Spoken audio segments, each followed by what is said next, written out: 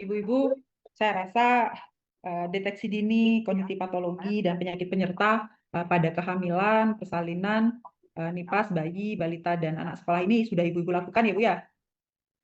Udah. Udah Ibu. Ibu. Nah, pasti setiap ibu melakukan, dapat pasien, ibu pasti melakukan deteksi dini. Nah, kita mulai dari deteksi dini kondisi patologi dan penyakit penyerta pada kehamilan. Mungkin ini sifatnya refresh saja ya Bu ya, mengingatkan kembali. Nah, ini kan kalau kita lihat kehamilan itu adalah suatu hal yang fisiologis ya Ibu-Ibu ya. Tetapi dalam perjalanannya itu bisa berubah menjadi kondisi yang patologis. Bisa juga disertai dengan komplikasi atau penyakit penyerta. Nah, deteksi dini ini sangat penting dilakukan untuk menemukan masalah sejak awal untuk mengurangi morbiditas dan mortalitas ibu dan janin serta meningkatkan hasil dari kehamilan. Nah, kalau ibu mendapatkan pasien ibu hamil, tentunya ibu akan melakukan pengkajian. Dari pengkajian itu ibu bisa dari umur, ibu bisa deteksi apakah umurnya ini dalam masa reproduksi yang sehat atau tidak. Nah, kalau umurnya kurang dari 20 tahun, lebih dari 35 tahun, nah itu sudah masuk ke faktor risiko. Nah, itu ibu sudah harus melakukan intervensi yang lebih dibandingkan dengan yang kondisi yang normal ya. Nah, adapun tujuan deteksi dini ini tujuannya untuk meningkatkan kesehatan ibu dan janin agar dapat kita memberikan intervensi yang tepat waktu, kemudian mencegah komplikasi berat seperti preeklamsi, perdarahan, infeksi, dan kematian. Yang ketiga, meningkatkan efektivitas rujukan ke fasilitas kesehatan rujukan. Misalnya kalau ibunya umpamanya sudah ada tanda-tanda preeklamsia, ibu ini dia berkunjung di TPMB, ibu harus segera merujuk ke fasilitas kesehatan. Apakah itu ke puskesmas Ponet atau ke rumah sakit Ponet. Kemudian membantu perencanaan persalinan yang aman sesuai dengan kondisi ibu. Nah, kalau dia normal bisa lahir di TPMB, kalau dia ada masalah itu harus segera dirujuk. Deteksi dini ini juga dapat mengurangi angka kematian ibu dan angka kematian bayi. Nah, ini bidan mempunyai peranan penting dalam program keluarga berencana untuk membantu pasangan suami istri merencanakan kehamilan yang sehat dan bertanggung jawab. Nah, ini dilakukan dengan melakukan anamnesis. Ini sebelum ibunya hamil, ibu-ibu tentunya dalam perencanaan kehamilan itu mendeteksi apakah ibunya bisa hamil atau dapat hamil atau tidak. Contohnya kalau dari anamnesis ditemukan ibu dengan riwayat HIV, kemudian atau sudah memiliki anak lebih dari 5. Nah, ini tentunya nanti saran atau intervensi yang diberikan disesuaikan dengan kondisi dari ibu tersebut. Kemudian dilakukan pemeriksaan fisik. Apakah fisiknya layak untuk hamil, ini dilakukan pemeriksaan. Kalau memang layak, bisa diteruskan. Kalau tidak, dipersiapkan. Misalnya ibunya anemia, nah, perlu dipersiapkan untuk HB-nya ditingkatkan, kemudian diberikan asam folat sehingga tidak terjadi kecacatan pada bayi. Kemudian dilakukan pemeriksaan penunjang, tentunya di pemeriksaan penunjang ini ada pemeriksaan laboratorium. Nah, kalau pada saat prakonsepsi ini sebaiknya memang triple eliminasi dilakukan pada saat prakonsepsi sehingga jangan sampai nanti umpamanya HIV-nya reaktif, ternyata sudah hamil kan terlambat untuk dicegah. Kemudian kalau dia mengalami sifilis yang reaktif juga itu harus diobati terlebih dahulu sehingga kesehatan ibu dan janin dapat ditingkatkan. Kalau dia HIV reaktif tentunya CD4-nya harus ditingkatkan dulu kalau memang ibu itu memaksakan diri untuk hamil sehingga penularan dari ibu ke janin itu dapat berkurang. Nah, ini kondisi patologis dan penyakit penyerta yang perlu dideteksi oleh bidan dalam perawatannya. Tentunya yang paling sering ditemukan anemia, paling sering sebenarnya ya. Anemia ini kalau ibu dapat menemukan HB-nya kurang dari 10 gram per sen, tentunya perlu mendapatkan penanganan. Kemudian ada preeklamsi, kemudian diabetes mellitus, HIV, kemudian hepatitis B, sifilis, ini tentunya melalui triple eliminasi. Kemudian ada penyakit jantung, asma, gangguan tiroid, obesitas atau malnutrisi, dan penyakit autoimun. Nah, ini perlu dilakukan deteksi. Nah, deteksinya dengan apa? Kalau preeklamsi dideteksi dengan pengukuran tekanan darah, pemeriksaan protein uri, dan pemantauan gejala subjektif. Nah, gejala subjektif ini ditemukan biasanya pada preeklamsi dengan gejala berat. Apakah itu sakit kepala yang hebat, pandangan mata yang kabur, nyeri epigastrium.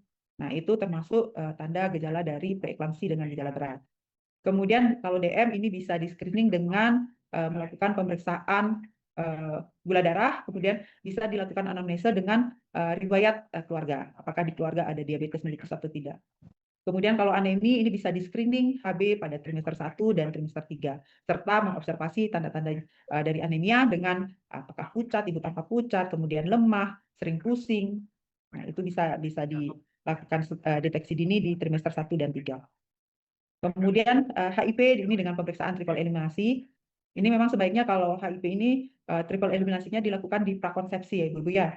Kalau di kehamilan risiko penularan pasti tetap ada. Kalau di prakonsepsi tentunya kalau dia reaktif kita bisa tingkatkan imunnya sehingga otomatis nanti CD4-nya meningkat, penularan ke bayi juga akan menurun. Kemudian penyakit jantung ini bisa dengan auskultasi jantung atau pemeriksaan observasi apakah ibu hamil ini mengalami sesak napas pada saat berjalan. Nah, itu perlu diperhatikan. Kemudian asma ini bisa dari anamnesis juga bisa mengobservasi gejala serta pemantauan fungsi hati. Apalagi kalau ibu mendengar suara napasnya wik-wik gitu ya. Ini tampak nggak Bu di layar karena sinyal saya kurang bagus. Tampak, Saya Bu. ya. Tampak, Bu. Suara saya jelas terdengar ya Bu? Dengar, Ibu. Jelas. Nah, kemudian gangguan tiroid. Nah, gangguan tiroid ini bisa dilakukan dengan pemeriksaan TSH, T3 dan T4, terutama bila ada riwayat di keluarga Ibu ya.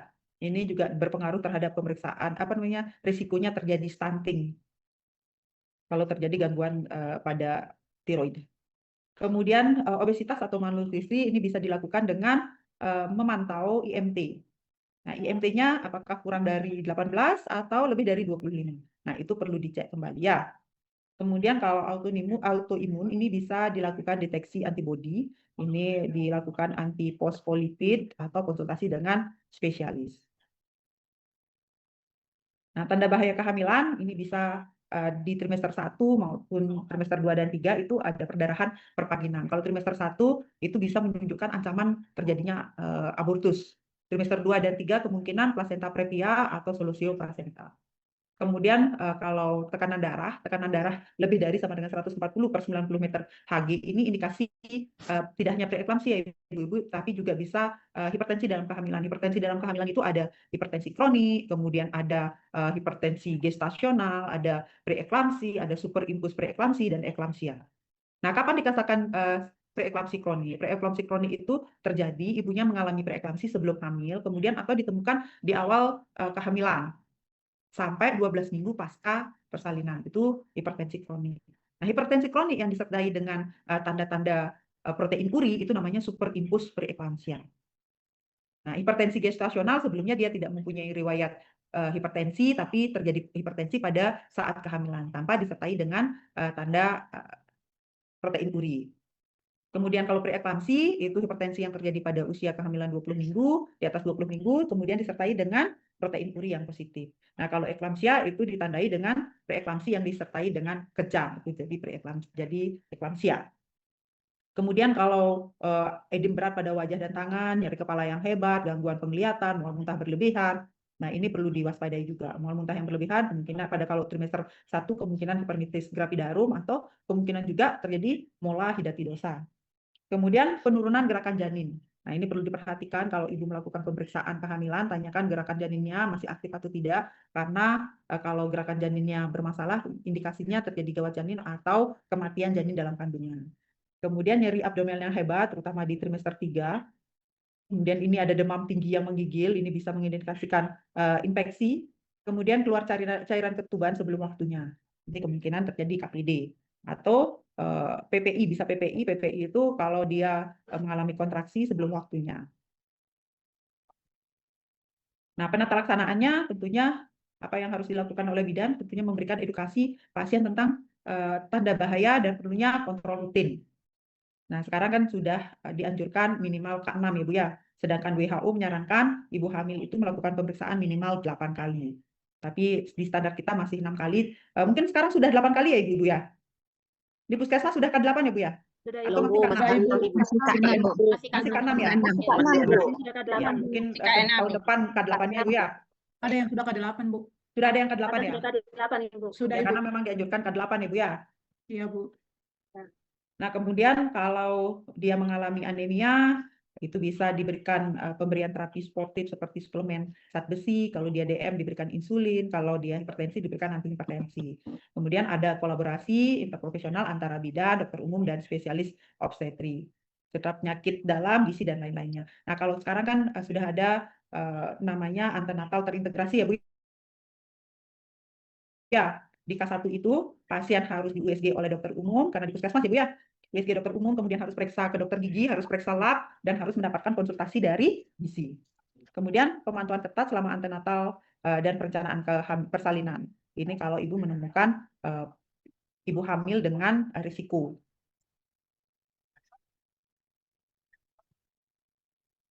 Nah, pencegahannya, ini pemeriksaan antenatal, sekarang ini minimal 6 kali selama kehamilan, walaupun ada yang sudah 8 kali ya. Kemudian screening awal, ini melakukan pemeriksaan laboratorium lengkap di awal kehamilan. Nah, ini yang sering terlewat ya ibu-ibu ya.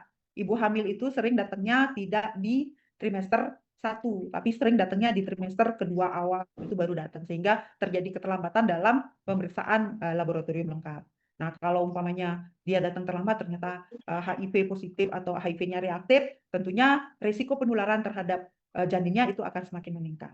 Kemudian diberikan imunisasi TT, hepatitis B, atau influenza, tapi kenyataannya jarang sekali diberikan imunisasi hepatitis B ya, karena kalau imunisasi hepatitis B ini harus dilakukan pemeriksaan imunoglobulin terlebih dahulu ya Bu ya. Kemudian imunisasi influenza juga di puskesmas nggak program ya Bu ya. Hepatitis B dan influenza pada ibu hamil ini tidak program ya? Tidak, Bu. Nggak ya Bu ya? Iya, Bu.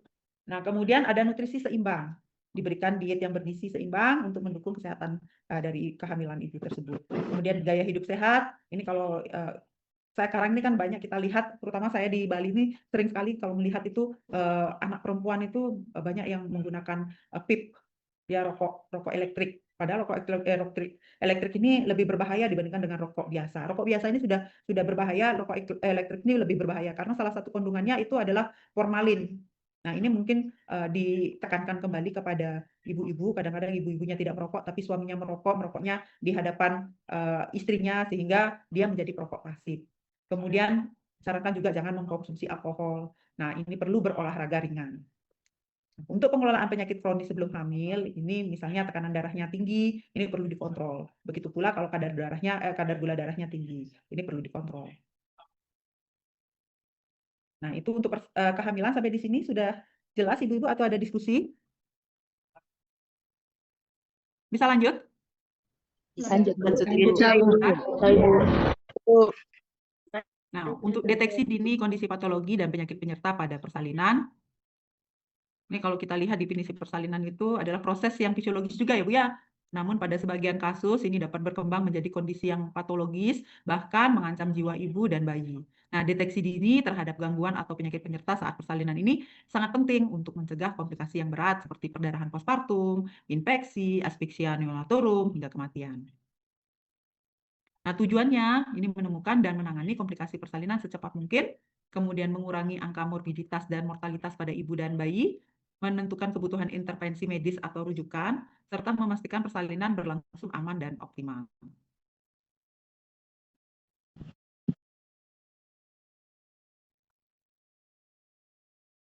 Apa yang dilakukan? Sama seperti tadi. Kemudian pemeriksaan fisik juga, pemeriksaan fisiknya fokus sesuai dengan keluhan dan keluhan pasien, kemudian melakukan pemeriksaan penunjang. Pemeriksaan penunjang bisa pemeriksaan lab, USG, NST, yang bisa dilakukan di rumah sakit atau di puskesmas. Nah, kondisi yang patologis yang menyertai pada saat persalinan itu mungkin saja distosia. Nah, distosia ini bisa karena bayinya besar, panggulnya yang tidak sesuai dengan, panggulnya normal tapi bayinya besar. Kemudian bisa juga karena memang panggulnya yang sempit sehingga terjadi distosia. Nah, ini dipantau dengan penggunaan partograf, serta ibu-ibu harus mengukur berapa perkiraan berat badan janin, kemudian bagaimana ukuran panggul, panggulnya normal tidak. Nah, ini pemantauan partograf itu bisa dilihat dari penurunan kepala janin. Nah, kepala janinnya menurunnya normal atau tidak. Kemudian preeklamsi ini bisa dipantau dari tekanan darah, protein uri, kemudian ada gejala subjektif seperti nyeri kepala, gangguan penglihatan.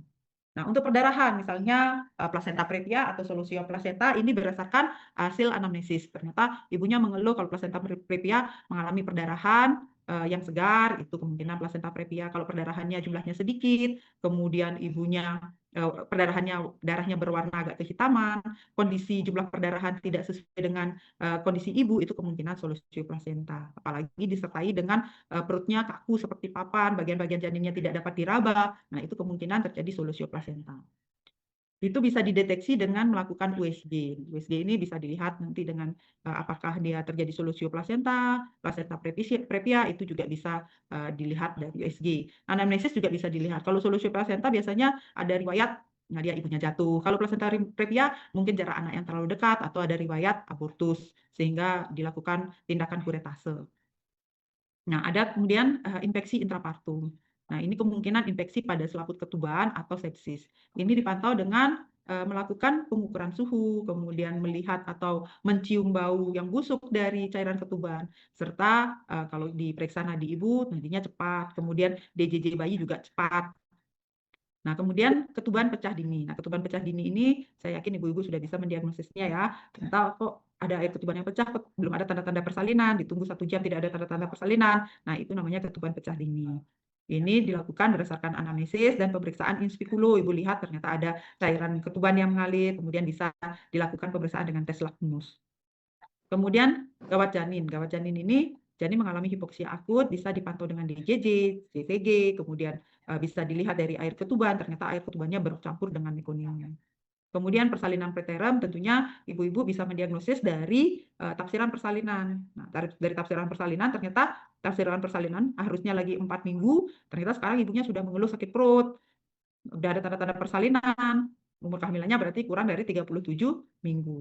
Nah, ini bisa dideteksi dengan melakukan pemeriksaan USG maupun dengan melakukan pemeriksaan dari panjang serviks melalui pemeriksaan dalam. Kemudian mau presentasi dan mau posisi atau posisi janin yang tidak normal, apakah itu sungsang, lintang, depresi kepala, ini bisa dilakukan dengan pemeriksaan palpasi Leopold, pemeriksaan dalam, dan USG.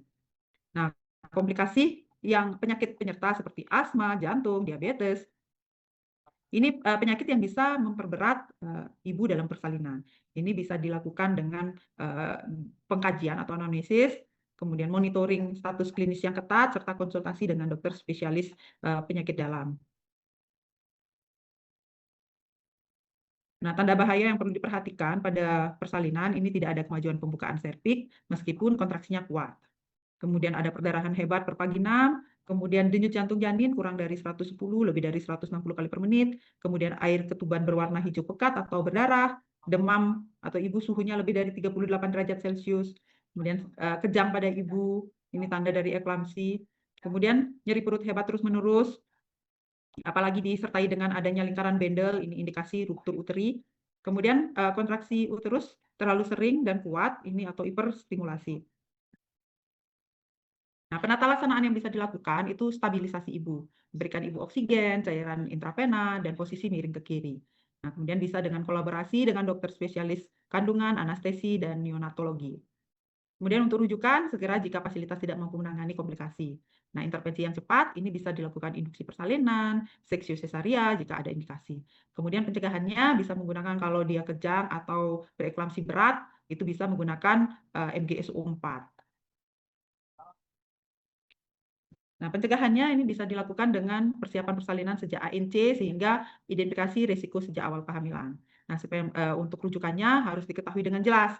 Ibu-ibu mau merujuknya kemana. Kemudian keterampilan asuhan kebidanan yang terstandar ini harus menggunakan APN dengan deteksi dini. Nah, pendidikan keluarga, ini ibu dan keluarga untuk mengenal tanda bahaya persalinan. Sampai di sini ada diskusi? Atau pas? Pas, Bu. Lanjut ya, Ibu. Pas, Bu. Ya, kita lanjut dengan deteksi dini kondisi patologi dan penyakit penyerta pada masa nipas. Nah, ini masa nipas itu dari periode setelah persalinan, dimulai setelah lahirnya plasenta hingga 6 minggu, 42 hari. Di mana tubuh ibu ini mengalami perubahan kembali ke kondisi sebelum hamil.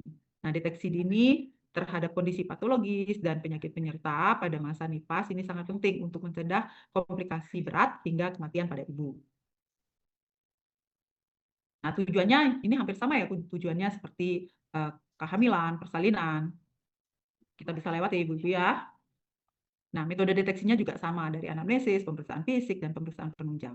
Nah, kondisi patologis Dan penyakit penyerta pada masa nifas dan menyusui. Di sini ada perdarahan postpartum sekunder. Nah, kalau primer itu masuk di persalinan ya. Kalau yang sekunder masuk di nifas. Ini perdarahan setelah 24 jam hingga 6 minggu pasca persalinan. Ini tanda-tanya perdarahan banyak, leukemia berbau busuk, uterusnya membesar. Kemudian ada infeksi puerperalis. Di sini infeksi pada rahim atau luka atau saluran kemih. Ini tandanya dengan demam lebih dari 38 derajat, kemudian uterusnya lunak dan nyeri, lokianya berbau. Kemudian ada retensio atau res placenta ya, atau sisa dari plasenta. Itu plasenta tidak terlepas sempurna. Ini seringnya disebut bukan retensio sisa plasenta Bu ya, tapi res placenta. Ini gejalanya perdarahan terus-menerus, terus tidak involusinya tidak bagus. Kemudian ada trombosis pena, ini pembentukan bekuan darah di pena. Ini biasanya nyeri, bengkak, kemerahan pada tunjai. Di sini sering disebut tromboplebitis ya Ibu-ibu ya. Kemudian mastitis, ini infeksi pada payudara. Ini payudara biasanya nyeri, merah, bengkak, dan demam. Nah, kemudian ada depresi postpartum. Nah, sering kita mengabaikan kondisi psikologis dari ibu ya. Nah, pada saat kalau ibu-ibunya tidak kuat mentalnya, psikologisnya, ini sering mengalami gangguan suasana hati setelah persalinan. Adanya kesedihan yang berlebihan, mudah marah, kelelahan yang ekstrim, merasa tidak mampu mengurus bayinya. Ini sering terjadi, nilai bondingnya sangat rendah karena bayinya ditolak oleh ibunya. Kemudian hipertensi postpartum. Nah, ini tekanan darahnya tinggi pasca persalinan. Biasanya kalau disertai dengan sakit kepala yang berat, gangguan penglihatan, dan edem, ini arahnya ke preeklamsi postpartum ya. Kemudian ada infeksi saluran kemih. Nah, infeksi saluran kemih atau ginjal ini keluhannya nyeri saat berkemih, demam, atau sering disebut dengan anyang-anyangan ya, keluar air kencingnya dikit-dikit. Pinginnya pipis, tapi ternyata air kencingnya nggak keluar. Kemudian ada endometriosis. Di sini infeksi lapisan rahim bagian dalam. Biasanya dengan keluhan demam, nyeri perut bagian bawah, dan lokianya dalam bentuk purulen. Kemudian kondisi patologis dan penyakit penyerta pada masa nifas biasanya ada diabetes mellitus. Apa yang perlu dilakukan ya monitoring gula darah serta melihat kondisi luka perineum atau kalau dia SC dilihat luka SC-nya. Karena pada DM biasanya penyembuhan luka akan terganggu. Kemudian hipertensi kronis, ini hipertensi postpartum perlu dicek karena resiko stroke. Ini lakukan pemantauan tekanan darah. Penyakit jantung ini biasanya pada masa nifas itu sering terjadi dekompensasi kordis dan emboli paru. Ini perlu monitoring kardiovaskuler yang ketat. Kemudian HIV. Nah, ini biasanya terjadi infeksi sekunder. Nah, pemantauan gejala infeksi dan pemberian ARV. Anemia berat. Nah, keterlambatan pemulihan dan terjadinya infeksi. Ini pemeriksaan HB, pemberian suplemen zat besi. Nah, tanda bahaya pada masa nifas dan menyusui ini biasanya ada lokia yang berbau busuk, demam lebih dari 38 derajat Celcius, nyeri hebat pada perut atau payudara, luka perineum atau SC yang bernanah, sulit berkemih atau anyang-anyangan, pembekakan tunggai unilateral, kesadaran menurun, kejang, nah, perasaan sedih, cemas, dan ingin menyakiti diri sendiri. Nah, ini perlu Anda kaji pada saat ibu-ibu melakukan asuhan pada ibu nifas. Kalau ada tanda seperti ini, artinya ibu itu mengalami tanda bahaya pada masa nifas. Nah, apa peran petugas kesehatan dan ibu? Nah, kalau ibu di sini melakukan kontrol rutin sesuai dengan jadwal nifas, melaporkan segera bila ada tanda bahaya, menjaga kebersihan diri dan duka, memberikan ASI sesering mungkin. Nah, kalau dia anaknya dengan ibunya dengan HIV, tentunya pemberian ASI tidak diberikan. Nah, petugas kesehatan di sini melakukan pemeriksaan nifas lengkap. Ini tentunya ibu KF1 sampai KF4 ya ibu ya. Kemudian memberikan edukasi tentang perawatan payudara dan laktasi, kemudian memberikan konseling menyusui, serta melakukan rujukan yang cepat bila ditemukan komplikasi. Sampai di sini nih, Pak. Bisa lanjut, Ibu-Ibu? Bisa, Bu. Ya. Bu. Bisa. Kita lanjut dengan deteksi dini kondisi patologi dan penyakit penyerta pada bayi, balita, dan anak prasekolah. Nah, deteksi dini adalah upaya untuk menemukan tanda awal kelainan atau penyakit pada bayi, balita, dan prasekolah sebelum timbul komplikasi berat sehingga dapat dilakukan intervensi yang cepat untuk meningkatkan produksi dan kualitas hidup anak. Nah, tujuannya mungkin hampir sama, tapi di sini ada beberapa yang perlu ditekankan. Di sini menemukan kelainan atau penyakit sejak awal, mencegah komplikasi dan kecacatan, memaksimalkan tumbuh kembang anak, menurunkan angka kesakitan dan kematian bayi dan ibu dan anak. Ibu-ibu sudah sempat ikut webinar CKG di LMS? Pelataran Sehat? Belum, Bu. Belum, Bu. Ada yang ikut ya? Itu Belum, materinya Bu. bagus, Bu, untuk deteksi dini. Materinya sangat bagus sekali. Mungkin Ibu bisa lihat batasnya sih tanggal 10 April kemarin ya, tapi tadi saya bisa buka. Nah, coba Ibu apakah itu diperpanjang atau bagaimana? Ibu cari webinar cek kesehatan gratis ya. Ini sangat bermanfaat bagi ibu-ibu yang di puskesmas. Jangan sampai ibu-ibu nggak tahu bagaimana program cek kesehatan gratis ya. Iya, Bu. Apa yang harus diperiksa pada bayi, apa yang diperiksa pada anak, apa yang diperiksa pada ibu, pada orang dewasa, itu lengkap sekali. Slide-nya sampai 50 slide kalau nggak salah.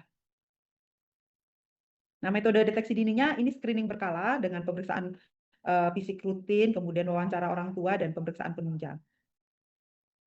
Nah, kondisi patologis dan penyakit penyerta pada masa, ini bukan pada masa nipas Ibu ya, salah nih. Pada bayi, itu pada bayi 0 sampai 12 bulan, itu dilakukan pemeriksaan hipotiroid kongenital, kemudian kelainan metabolik, keterlambatan perkembangan. Nah, sekarang ada pemeriksaan pemeriksaan GPPH. untuk G6PD. G6PD. ya, Ini G6PD, Bu. G6PD ya. Iya, Bu. Kemudian ada pemeriksaan kelainan jantung bawaan PJB ya Bu ya. PJB, iya, Ya, Bu. nanti PJB kita kritis. untuk deteksinya. PJB PJB, kritis, Bu. Bu. PJB kritis, Bu. Ya. Entar mungkin saya tunjukkan ini materi untuk CKG ya Ibu-ibu ya.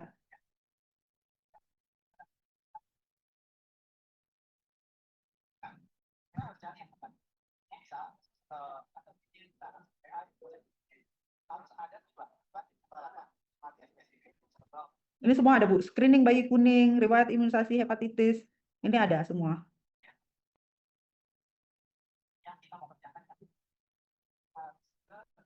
Screening TBC untuk bayi itu ada semua Bu.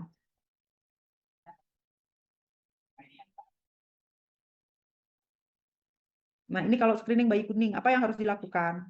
Ini semuanya ada di sini Bu. Nanti tinggal Ibu baca materi tentang CKG ya Bu ya. Banyak sekali materinya di CKG.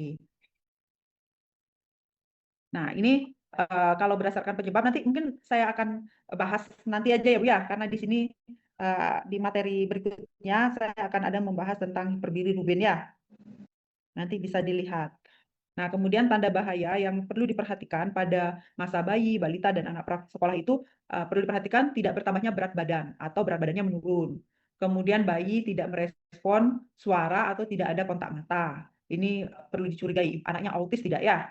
Kemudian ada perkembangan motorik yang tidak sesuai dengan usia, napasnya cepat, sesak atau retraksi dada, demamnya tinggi, berulang atau kejang, kemudian diari berat atau diari berdarah, kemudian warna kulit, mata atau matanya kuning atau icterus, kemudian bibir atau jari tampak biru. Nah, ini perlu diperhatikan.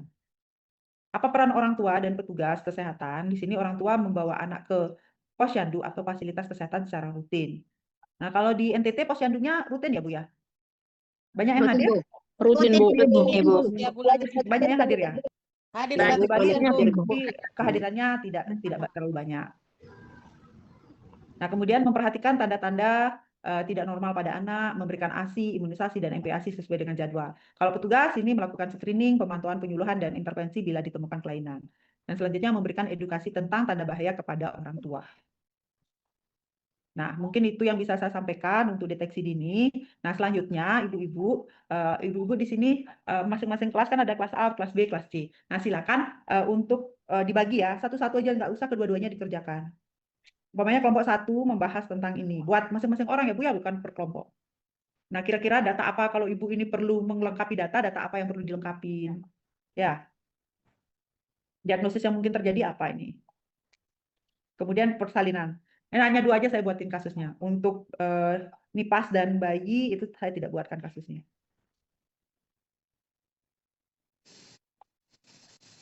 Sudah jelas Ibu-ibu? Sebelum ke tugas, ada yang perlu didiskusikan tidak?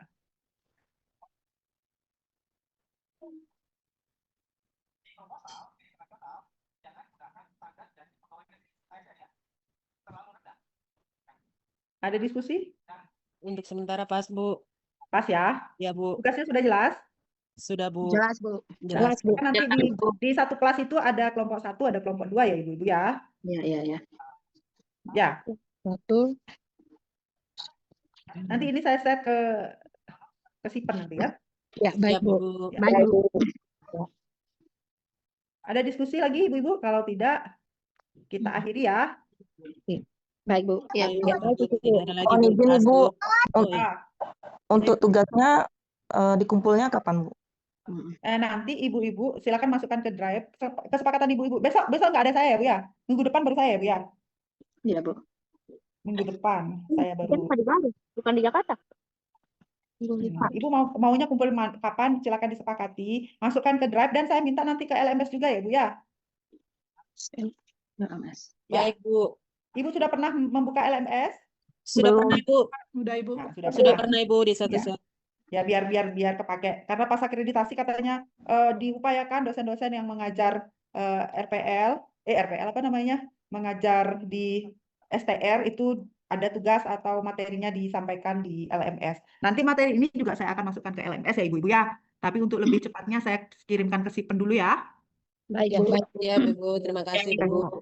Ya, kalau tidak ada pertanyaan, saya akhiri. Terima kasih atas waktu dan perhatiannya. Mohon maaf jika ada hal-hal yang tidak berkenan ya. Ya. Terima kasih, Bu. Terima Terima kasih, kasih, Bu. Bu. Terima kasih, Bu. Sorry, Ibu-ibu. Izin lift ya, Bu ya. Ibu. Ya, izin lift, Bu. Ya, Ya, Bu. Bu. Baik, Bu. Terima kasih, Bu.